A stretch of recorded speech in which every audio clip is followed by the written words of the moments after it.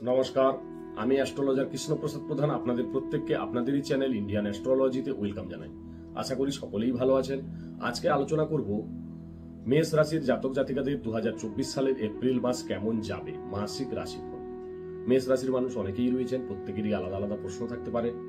তাই মেষ রাশি যারা তারা তো দেখবেনই, মেষ লগ্ন যারা তারাও দেখবেন, এবং রাশি লগ্ন যাদের মেষ তারা অবশ্যই ভিডিওটি স্কিপ না করে সম্পূর্ণ মনোযোগ সহকারে দেখতে থাকুন।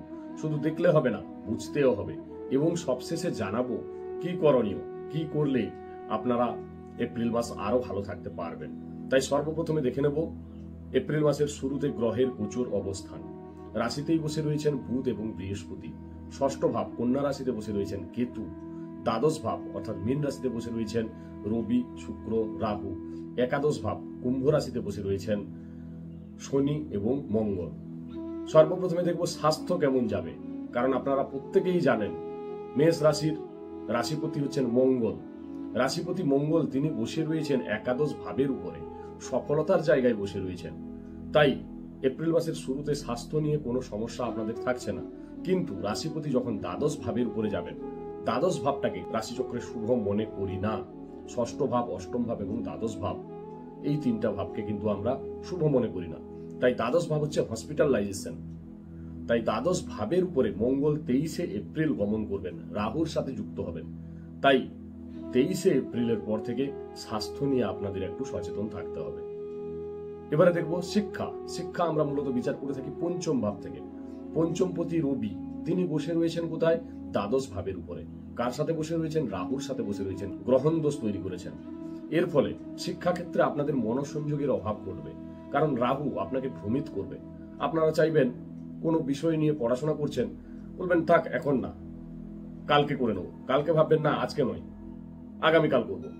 এইরকম আপনাদের কিন্তু মনোসংযোগের অভাব ঘটবে, মন স্থির রাখতে পারবেন না, মন বিচলিত হবে, ভ্রম সৃষ্টি হবে, প্রেমজ রিলেশনের দিকে আকৃষ্ট হবেন।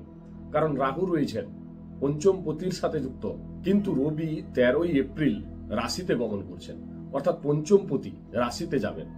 শিক্ষার জায়গায় আপনাদের 13ই এপ্রিলের পর থেকে আপনারা ভালো ফল পাবেন, আপনাদের মনোসংযোগ করবে, পড়াশোনার প্রতি মন আকৃষ্ট হবে, সঠিক সময়ে সঠিক সিদ্ধান্ত নিতে পারবেন। এবারে দেখবো প্রেমজ রিলেশন। প্রেমজ রিলেশনও আমরা বিচার করে থাকি পঞ্চম ভাব থেকে। পঞ্চমপতি রাহুর সাথে যুক্ত রয়েছেন। রাহুর সাথে যেহেতু যুক্ত রয়েছেন, গ্রহণ দোষ তৈরি করেছেন। আপনি যার সাথে রিলেশনে রয়েছেন উনার মধ্যে দেখা যাবে সন্দেহ প্রবণতা থাকবে, দুজনের মধ্যে মতবিরোধ হবে, অ্যাডজাস্টমেন্টের অভাব হবে, এবং যার সাথে আপনি রিলেশনে রয়েছেন উনার মধ্যে ইগো থাকবে, জেদ থাকবে, অযথা কথায়, ছোট ছোট কথায় আপনার সাথে অশান্তি তৈরি হওয়া, আপনাকে সন্দেহ করা, এই ধরনের প্রবলেম হবে। কিন্তু যখনই রবি 13ই এপ্রিলের পরে রাশিতে গমন করবেন, আপনি যার সাথে রিলেশনে রয়েছেন উনি কিন্তু উনার ভুল বুঝতে পারবেন, এবং আপনাদের প্রেমজ রিলেশনের জায়গাটা মজবুত হবে, খুব ভালো হবে। 13 তারিখের পর থেকে আপনার প্রেমজ রিলেশনের জায়গাটা, যে সমস্যাগুলো 13 তারিখ পর্যন্ত হয়েছিল সেই সমস্যার কিন্তু সমাধান হয়ে যাবে। একে অপরের প্রতি সায় দেবেন, একে অপরের প্রতি আকৃষ্ট থাকবেন। এবারে দেখবো বিবাহিত জীবন। বিবাহিত জীবন আমরা বিচার করে থাকি সপ্তম ভাব থেকে।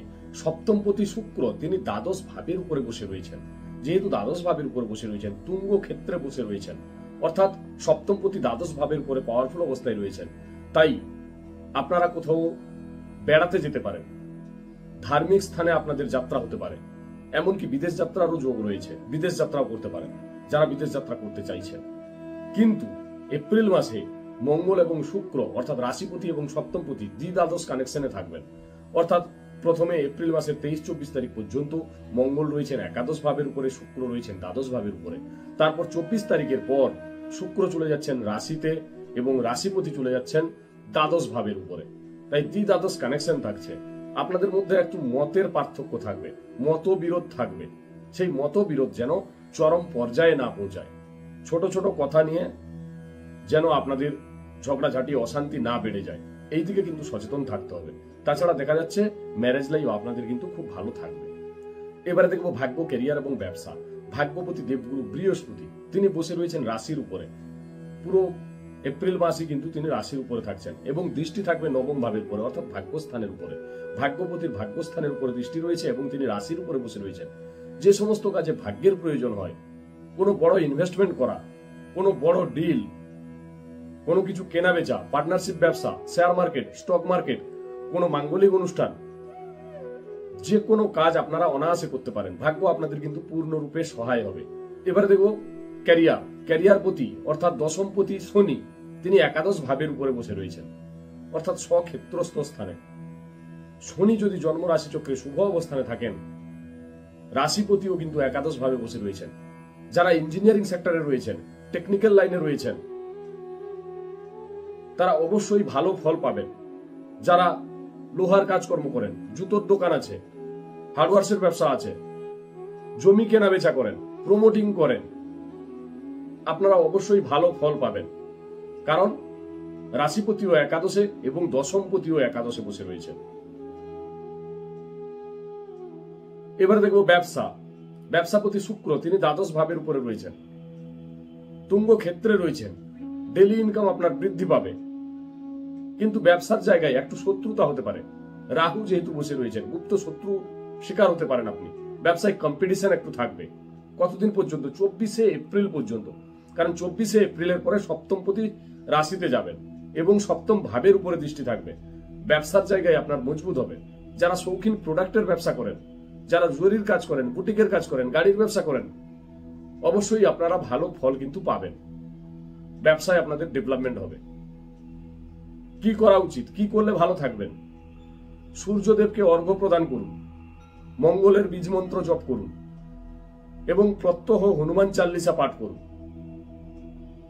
আজকে এই পর্যন্ত। যদি ভালো লাগে লাইক, কমেন্ট, শেয়ার অবশ্যই করবেন এবং চ্যানেলটিকে সাবস্ক্রাইব করুন, যাতে নেক্সট ভিডিও ছাড়ার সাথে সাথে সবার আগেই নোটিফিকেশনটি আপনার মোবাইলে চলে আসে।